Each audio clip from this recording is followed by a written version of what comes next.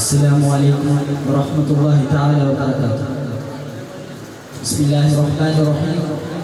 الحمد لله رب العالمين. الصلاة والسلام على أشرف المرسلين وعلى آله وصحبه أجمعين. الله أما بعد. ಬಹುಮಾನ್ಯರಾದ ತೀರ್ಪುಗಾರರೇ, ನನ್ನ ಶಬ್ದವನ್ನು ಆಲಿಸುತ್ತಿರುವ ಮುತಾಲಿಂ ಸಹೋದರರೇ, ನಾವೆಲ್ಲರೂ ಇಲ್ಲಿ ಒಂದು ಕೂಡಿರೋದು ವರ್ಷಕ್ಕೊಮ್ಮೆ ನಡೆಸಿಕೊಂಡು ಬರುವಂತಹ ಎಸ್ಪೆರಾನ್ಸಾ ಎಂಬ ದಾವಾ ಫೆಸ್ಟ್ನಲ್ಲಾಗಿದೆ. ನಾವಿಲ್ಲಿ ಒಂದು ಕೂಡಿದ ಹಾಗೆ ನಾಳೆ ಅವನ ಸುಖದ ಸ್ವರ್ಗದಲ್ಲಿ ಒಂದು ಕೂಡಲು ಅಲ್ಲಾಹನು ನಮಗೆ ತೌಫೀಕ್ ನೀಡಲಿ. ಆಮೀನ್. ಇದು ನಿಮ್ಮ ಮುಂದೆ ನನಗೆ ಹೇಳಲು ನೆನಪಿಸಿರುವ ವಿಷಯ, ಜಗತ್ತನ್ನೇ ಮರೆತು ಸ್ವಇಚ್ಛೆಯಂತೆ ನಡೆಯುತ್ತಿರುವ ಜಂಗಮ ಯುಗದ ಕಾಲವು ಅಂತ್ಯಗಡೆ ಎಂಬುದಾಗಿದೆ. ಮಾನ್ಯ ಮುತಾಲಿಂ ಸಹೋದರರೇ, ಜಂಗಮ ಯುಗ ಅಂದರೆ ನ್ಯೂ ಜನರೇಷನ್ ಆಗಿದೆ. ಈ ಕಾಲಘಟ್ಟದಲ್ಲಿ ತನ್ನ ಮಾತಾಪಿತರನ್ನು ಮರೆತು, ತಮ್ಮ ಗುರುವರಿಯರನ್ನು ಮರೆತು, ತಮ್ಮ ಸ್ನೇಹಿತರನ್ನು ಮರೆತು ಮೊಬೈಲ್ನ ಕಡೆಗೆ ಜರುಗುತ್ತಾರೆ. ಅವರಿಗೆ ಜರುಗುವ ವಿಷಯ ಏನೆಂದು ಗೊತ್ತಿಲ್ಲ, ಸಂಪರ್ಕ ಎಂದರೆ ಏನೆಂದು ಗೊತ್ತಿಲ್ಲ.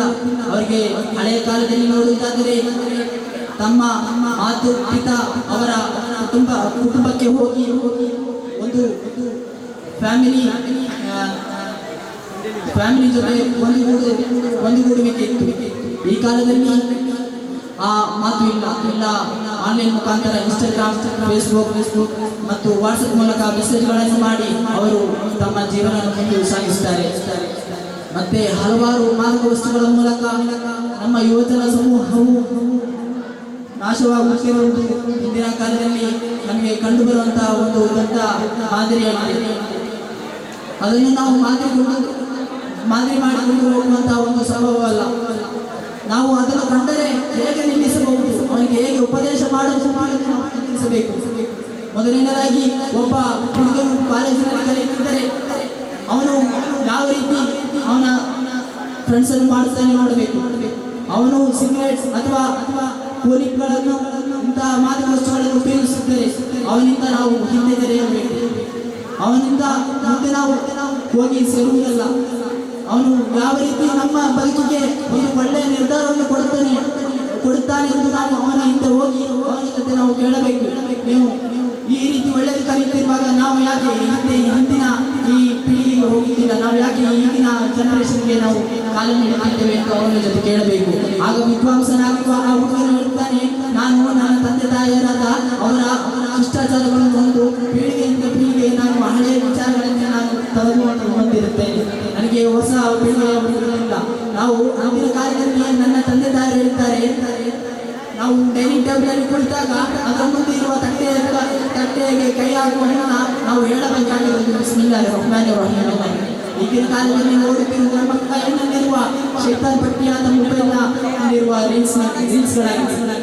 ಆ ರೀಲ್ಸ್ಗಳಿಂದ ನಮಗೆ ಏನು ಉಪಕಾರ? ಅಲ್ಲಾಹ್ ಹೇಳಿದ್ದಾನೆ, ಆದ್ದರಿಂದ ನಿಮಗೆ ಉಪಕಾರ ಇರುತ್ತದೆ, ನೀವು ಸ್ವರ್ಗಕ್ಕೆ ಹೋಗುತ್ತೀರಾ? ಇಲ್ಲ, ಖಂಡಿತ ಹೇಳಿಲ್ಲ. ಅಲ್ಲಾಹ್ ಹೇಳ್ತಾನೆ, ನೀವು ನಿಮ್ಮ ಅಮಲಗಳನ್ನು ಮಾಡಿದ ಜಿಕ್ರುಗಳನ್ನು ಹೇಳಬೇಕು, ನೀವು ಸ್ವರ್ಗಕ್ಕೆ ಪ್ರವೇಶಿಸುವ ಜಿಕ್ರುಗಳು ಸಾಕ್ಷಿಯಾಗಲಿ ಎಂದು ಹೇಳ್ತಾನೆ. ಕುರ್ಆನಿನಲ್ಲಿ ಅಲ್ಲಾಹ್ ಹೇಳ್ತಾನೆ, ನನ್ನ ಸ್ವಇಚ್ಛೆಯನ್ನು ದೇವರನ್ನಾಗಿ ಮಾಡಿಕೊಂಡರೆ ನೀನು ಖಂಡಿತವಾಗಿ ಶಿಕ್ಷೆಗೆ ಈಡಾಗುತ್ತೀಯಾ? ಅದೇ ರೀತಿ ನಮ್ಮ ಪೈಗಂಬರ್ ಮುಹಮ್ಮದ್ ಮುಸ್ತಫಾ ಸಲ್ಲಲ್ಲಾಹು ಅಲೈಹಿ ವಸಲ್ಲಂ ಅವರು ಹೇಳ್ತಾರೆ, ಲಾ ಯಮಿನು ಅಹದುಕುಮ್ ಹತ್ತಾ ಯಕೂನ ಅಹಬ್ಬ ಇಲೈಹಿ ಹವಾಹು ತಬಾಅನ್ ಬಿಮಾ ನಿಮ್ಮಲ್ಲಿ ಯಾರು ನಿಜವಾದ ವಿಶ್ವಾಸಿಯಲ್ಲ, ತನ್ನ ಸ್ವಇಚ್ಛೆಯಂತೆ ನಾನು ತನ್ನ ದಿನಕ್ಕೆ ಅಧೀನವಾಗುತ್ತಿರುವವರೆಗೂ ನಿಮ್ಮಲ್ಲಿ ಯಾರು ಒಬ್ಬ ಖಂಡಿತ ಒಮ್ಮೆಯಾಗುತ್ತಿಲ್ಲ. ನಾವು ಈ ಕಾಲದಲ್ಲಿ ಹಲವಾರು ವಿಷಯಕ್ಕೆ ಕಾಲಿಡುತ್ತೇವೆ. ಮೊದಲನೇದಾಗಿ ಹೆಂಗಸರಿಗೆ ಈಗಿನ ಕಾಲದಲ್ಲಿ ನಾವು ನೋಡುತ್ತಿರುವಂತಹ ಜಂಗಮ ಯುಗ, ಅದರಲ್ಲಿ ನಮಗೆ ಮಾಧ್ಯಮದಲ್ಲಿ ಕಂಡುಬರುವುದು ಧರ್ಮಸ್ಥಳದಲ್ಲಿ ನಡೆದುಕೊಳ್ಳುವಂತಹ ಆ ಕೊಲೆಯ ಕೇಸಾಗಿದೆ. ಇದನ್ನು ನಾವು ನೋಡುವುದಾದರೆ ಇವತ್ತು ಜಂಗಮ ಯುಗದ ಕಾಲದಲ್ಲಿ ಡ್ರಗ್ಸ್ ಉಪಯೋಗಿಸಿ ತನ್ನ ಸಂಘದಿಂದ ಮತ್ತು ಸಂಘದವರಿಗೆ ಮಾಹಿತಿಯನ್ನು ಕಲ್ಪಿಸಿ ಒಬ್ಬರನ್ನು ಇನ್ಫಾರ್ಮೇಶನ್ ಮಾಡ್ತಾ ಹೋಗಿ ಅವರನ್ನು ಕೊಲೆ ಮಾಡುತ್ತಾಗಿದೆ. ಇದು ನಮ್ಮ ಇತರೆ ಮಾನಸಿಕ ತಂತ್ರಗಳನ್ನು ಬದಲಾಯಿಸುತ್ತದೆ. ಇದರಿಂದ ನಾವು ನಮ್ಮ ಸಮೂಹವನ್ನು ಜಾಗೃತಿಗೊಳಿಸೋಣ. ಮಿತವಾಗಿ ಉಪಯೋಗಿಸಿದರೆ ಸಾಧನವು ಸ್ನೇಹಿತ, ದುರುಪಯೋಗ ಮಾಡಿದರೆ ಅದೇ ಶತ್ರು. ಆದ್ದರಿಂದ ನಾವು ಮೊಬೈಲ್ ಅನ್ನು ಜ್ಞಾನಕ್ಕೆ ಸೇವೆಗೆ ಬಳಸೋಣ. ಮಾದಕ ವಸ್ತುಗಳು ವ್ಯಸನವನ್ನು ತಿಳಿಸಿ ಆರೋಗ್ಯಕರ, ಧಾರ್ಮಿಕ, ಶಾಂತಿಯುತ ಜೀವನ ಸಾಗಿಸೋಣ ಎಂದು ಹೇಳುತ್ತಾ ನಮ್ಮ ಜೀವನಕ್ಕೆ ಅದೊಂದು ಅಳವಡಿಕೆಯನ್ನು ಮಾಡುತ್ತಾ ನನ್ನ ಈ ಪುಟ್ಟ ಭಾಷಣಕ್ಕೆ ವಿರಾಮ ಹಾಕುತ್ತೇನೆ. ಅಸ್ಸಲಾಮು ಅಲೈಕುಂ.